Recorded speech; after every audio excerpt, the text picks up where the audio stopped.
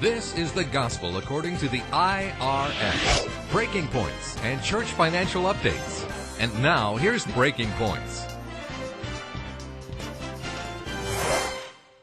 Hello, this is Deborah Chitwood, and welcome to Breaking Points today. Get your pad and your pen because we are going to be taking lots of notes today. I'm going to be talking about the homelessness today. So for everyone that is interested in a homeless shelter, this is your day. The story is told of a man who rushed into a suburban railroad station one morning, and almost breathlessly, he asked the ticket agent, "When does the 8:01 train leave?" Well, at 8:01 was the answer. Well, the man replied, "It is 7:59 by my watch, it is 7:57 by the town clock, and it is 8:04 by the station clock. What time am I to go by?" "You can go by any clock you wish," said the agent, "but you cannot go by the 8:01 train, for it has already left the station." You know, God's time is moving forward hour by hour and minute by minute. And there are multitudes who seem to think that they can live by any schedule they choose and that in their own time they can turn to God. But this time is the right time, and His time is the right time. Jesus wept over Jerusalem, saying, "You did not recognize the time of your visitation." They missed the train. And you know, right now, more than ever, I want you to understand, there is a divine shift that is taking place in the spirit realm. There is an acceleration going on in the spirit realm. You know, what used to take, you would pray and you would pray for an answer to come, and now you pray and it's like, swoosh, it's there.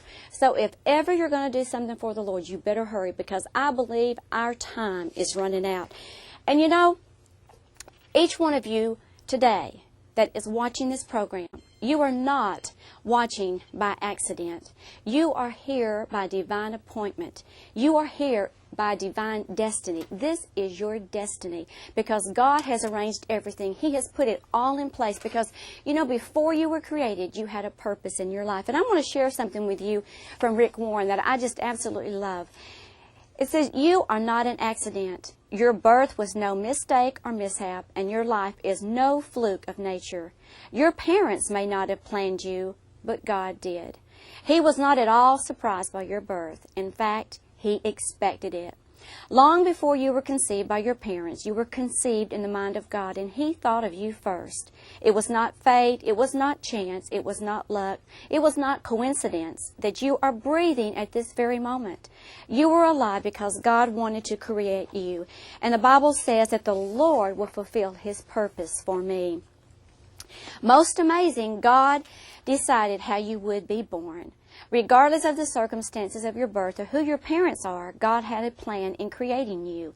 It doesn't matter whether your parents are good, bad, or indifferent. God knew that these two individuals possessed exactly the right genetic makeup to create the custom you that He had in mind. They had the DNA that God wanted when He made you. While you may have illegitimate parents, there are no illegitimate children. Many children may be unplanned by their parents, but they are not unplanned by God. God's purpose took into account human error and even sin. God never does anything by accident, and He never makes mistakes. He has a reason for everything He creates. And long before you were conceived by your parents, you were conceived in the mind of God. So you have a purpose and you have a destiny.